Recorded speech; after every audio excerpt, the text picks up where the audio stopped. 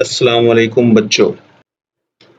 عربی جماعت میں ہم نے طبعی جغرافیہ قدرتی جغرافیہ کے بارے میں معلومات حاصل کی۔ آپ لوگ 11ویں میں یہ جان کر آئے یا یہ جانکاری حاصل کی کہ جغرافیہ کی مختلف شاخیں ہیں، علم فلکیات کا جغرافیہ، سمندر کا جغرافیہ، یہ اس طرح کی شاخیں ہیں۔ اس میں انسانی جغرافیہ کے بارے میں بھی ہم نے پہلے سبق میں تھوڑا اس کا مطالعہ کیا تھا۔ اب یہاں پر 12ویں جماعت میں جغرافیہ میں انسانی جغرافیہ کی جو شاخ ہے اس کے بارے میں زیادہ تر معلومات دی گئی ہے۔ پہلا سبق ہمارا انسانی جغرافیہ کا تعارف اور دوسرا انسانی آبادی، اس طرح سے سرگرمیاں، انسان کی معاشی اقتصادی سرگرمیاں، بنیادی سرگرمیاں، ذرائع املاک، تجارت وغیرہ ہمارے مضامین اس سال رہیں گے۔ نقشہ سازی کے بارے میں آپ لوگ پچھلے سال پڑھ کر آئے ہو، گزشتہ سال آپ نے پڑھا ہے۔ اس بار ہمارے نقشے بورڈ میں 5 مارکس میں پوچھے جاتے ہیں۔ اب رہی پہلے سبق کی بات، تو پہلا سبق ہے جغرافیہ، انسانی جغرافیہ کا تعارف۔ انسانی جغرافیہ ایک اہم شاخ ہے، کارآمد اور جغرافیہ ایک دلچسپ، انسانی جغرافیہ جو ہے ایک دلچسپ شاخ ہے جغرافیہ کی۔ 15ویں صدی سے لے کر 18ویں صدی کے درمیان ایک یہ دور ایسا تھا کہ جس میں زیادہ تر تحقیقات ہوئی، مطالعے کیے گئے، اور اس دور میں زیادہ تر نئی کھوج، نئی چیزیں جو ہیں ان کے بارے میں معلومات حاصل کی گئی، اور یہ دور کی وجہ سے، اسی دور کی وجہ سے سائنسداں نے جو معلومات حاصل کی، جو مطالعے کیے، اس کی وجہ سے انہوں نے ایک نیا جغرافیہ نام جو ہے وہ اپنے ایک سبجیکٹ کو دیا۔ سب سے پہلے اس کو 18ویں صدی میں جغرافیہ جرنالسٹ نام کی کتاب میں برنارڈ ویرینیس نے اس کو 2 حصوں میں تقسیم کیا، ایک عام جغرافیہ اور مخصوص جغرافیہ۔ عام جغرافیہ زمین، پوری زمین کے بارے میں، پلانٹ ارتھ کے بارے میں وہ معلومات مطالعہ کرتا ہے، معلومات یکجا کرتا ہے، جبکہ مخصوص جغرافیہ میں انسانی جغرافیہ اور انسان سے تعلق رکھنے والی عناصر کے بارے میں، انسانی عوامل کے، انسان کی جغرافیہ سے انسان کی سرگرمیوں سے تعلق رکھنے والے عوامل کے بارے میں مطالعہ کرتا ہے۔ اس کے علاوہ برنارڈ ویرینیس نے اپنی کتاب میں جغرافیہ کو 3 حصوں میں تقسیم کیا ہے: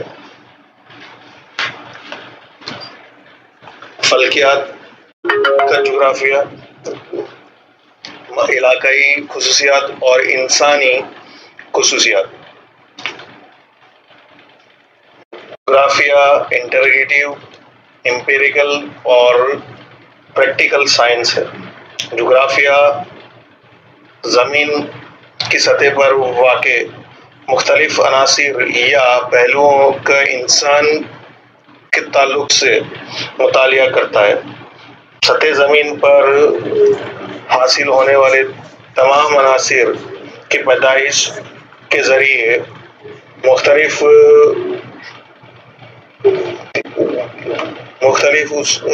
2 حصوں میں اس کو تقسیم کرتا ہے۔ نمبر 1 طبعی یا قدرتی عناصر، اور نمبر 2 انسانی یا تہذیبی عناصر۔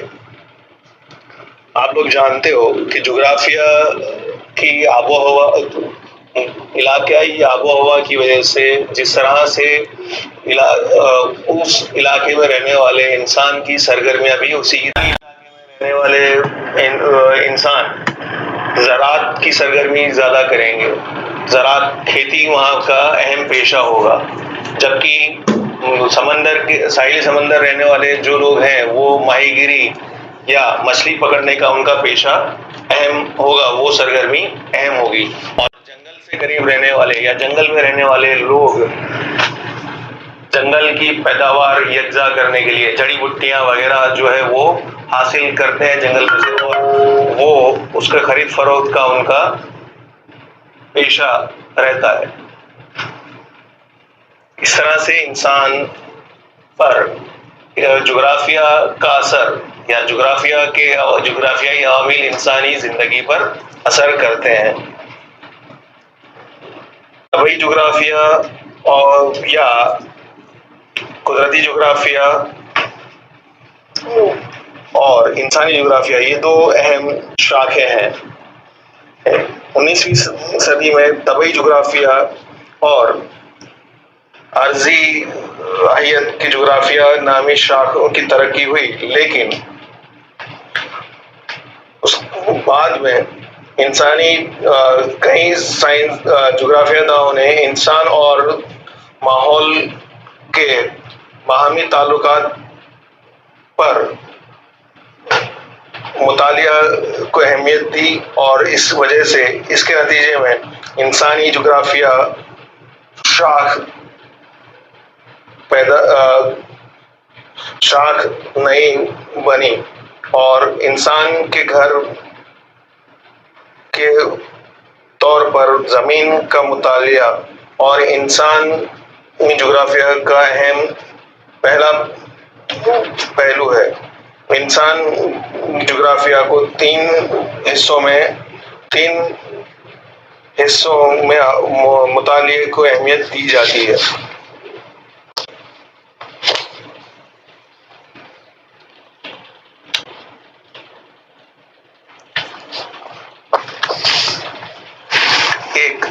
نمبر 1، طبعی عناصر یا قدرتی عناصر اور انسانی زندگی سے تعلق۔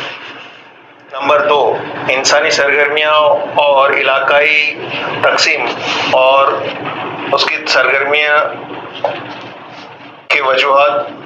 اور نمبر 3، دنیا کے مختلف علاقوں میں سماجی اور معاشی اختلافات یا تنوع کا مطالعہ۔ انسان کی تمام ترقی کی سرگرمیوں کے پیچھے یا اس کے اوپر طبعی ماحول اثر کرتا ہے۔ طبعی ماحول یا قدرتی ماحول کے ساتھ اگر انسان کا تال میل نہیں ہے یا انسان کا تال میل ہے تو تہذیبی ماحول بنتا ہے اور تشکیل پاتا ہے، اور انسان اور ماحول کے باہمی تعلقات کی وجہ سے طبعی عناصر اور انسانی جغرافیہ، انسان کے تعلقات، باہمی تعلقات، تہذیبی ماحول بنتا ہے، اور اس کی وجہ سے مختلف پہلوؤں پر مطالعہ انسانی جغرافیہ کے ذریعے کیا جاتا ہے۔ طبعی اور قدرت اور انسان دونوں کو الگ نہیں کیا جا سکتا۔ انسان قدرت کی وجہ سے یا قدرتی عناصر کی وجہ سے انسان کی ترقی ہوئی ہے۔ انسان اگر آکسیجن وغیرہ قدرتی چیزیں ہیں، اگر آکسیجن نہیں ہے تو انسان زندہ نہیں رہ پائے گا۔ اس لیے انسان اور قدرت کو الگ نہیں کیا جا سکتا۔ اس انسان کو واضح کرنے کا کام انسانی جغرافیہ کے نظریے سے کیا جاتا ہے۔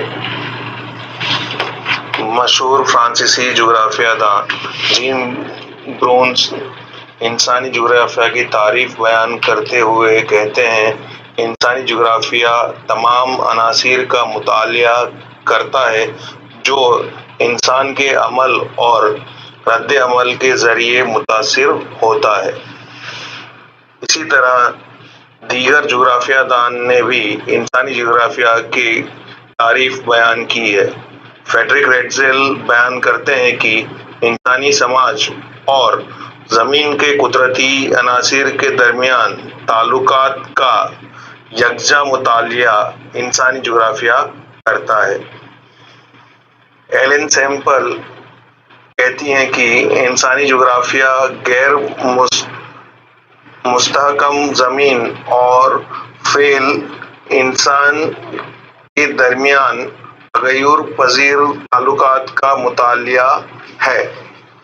پال وڈال ڈی لابلاش ہماری زمین کو کنٹرول کرنے والے اصولوں اور زمین پر رہنے والے زیرو کے درمیان تعلقات کے منتظم علم سے پیدا ہونے والا تصوری انسانی جغرافیہ ہے۔ ہنٹنگٹن کے مطابق جغرافیائی ماحول اور انسانی عمل کے باہمی تعلقات کا مطالعہ یعنی انسانی جغرافیہ۔ ان تمام ماہرین نے انسانی جغرافیہ کی اپنے خیالات کے حساب سے تعریف بیان کی ہے۔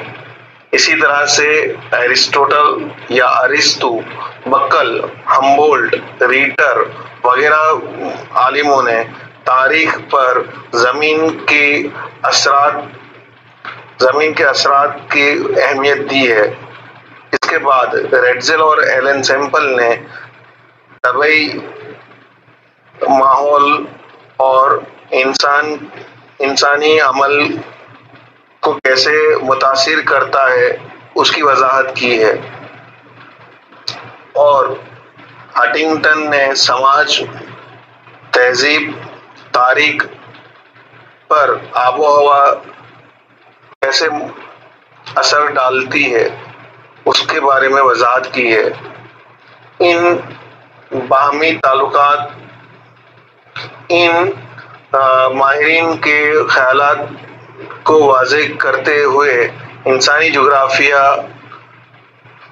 انسانی سماج اور اس کے ماحول کے درمیان باہمی تعلقات کو اہمیت دیتا ہے۔ انسانی جغرافیہ ایک متحرک ڈائنامک سائنس ہے۔ انسانی جغرافیہ کے مضمون میں وقت کے ساتھ ترقی ہوئی۔ اب ہم انسانی جغرافیہ کے مطالعہ کے شعبے کے بارے میں جانیں گے۔ انسان کا ماحول کے ساتھ کے تعلق انسانی جغرافیہ کے مرکز ہے۔ مختلف علاقوں کے انسانوں کے رنگ، صحت، لباس، رہائش، زبان، مذہب، سماجی تشکیل وغیرہ کئی باتوں میں تنوع ہے۔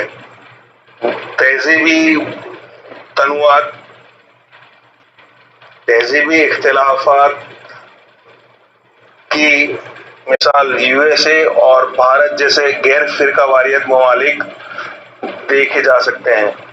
امریکن جغرافیہ داں فنچ اور ٹریور نے انسانی جغرافیہ کے مضمون کو دو حصوں میں تقسیم کیا ہے۔ نمبر 1 قدرتی ماحول، دوسرا تہذیبی ماحول۔ قدرتی ماحول میں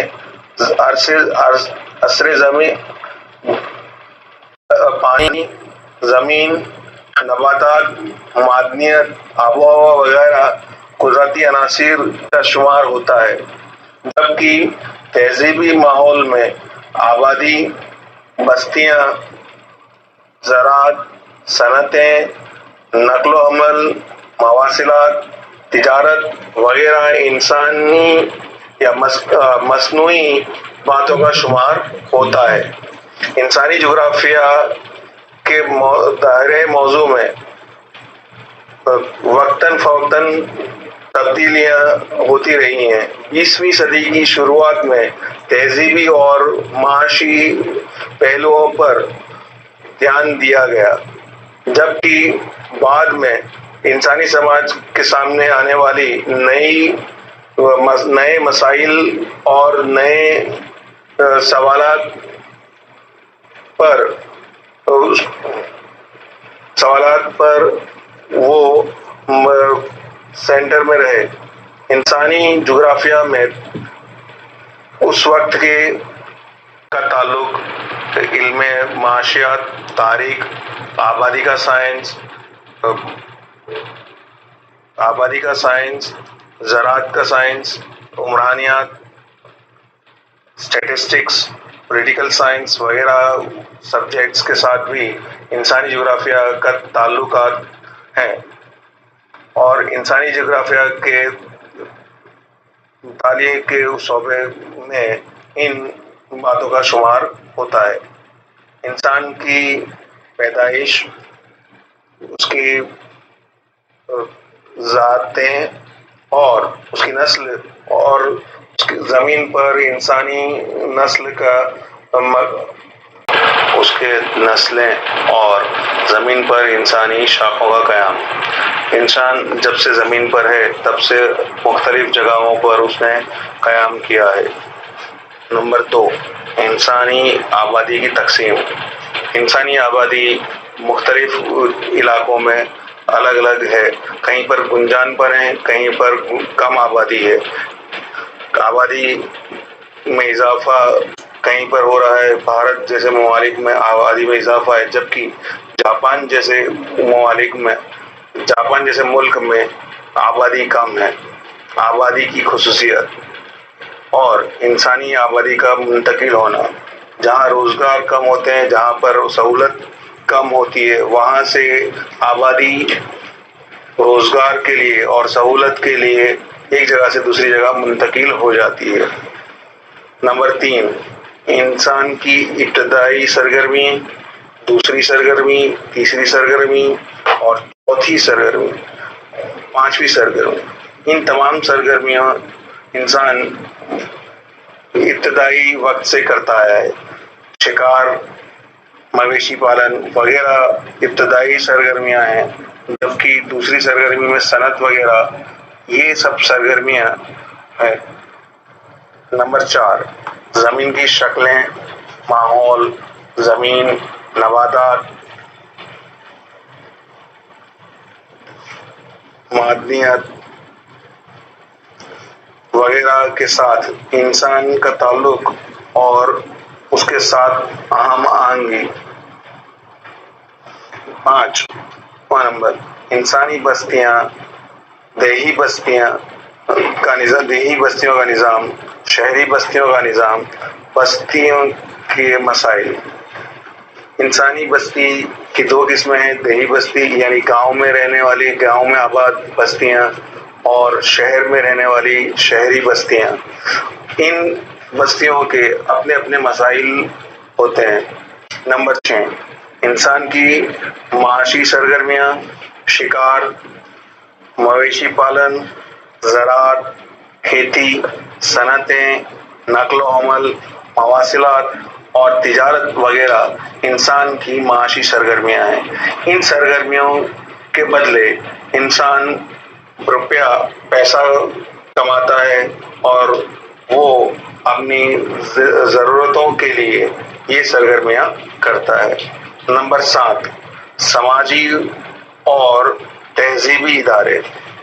سماج، آپ لوگ سب جانتے ہیں کہ سماج میں مختلف قسم کے سماجی اور تہذیبی ادارے ہوتے ہیں۔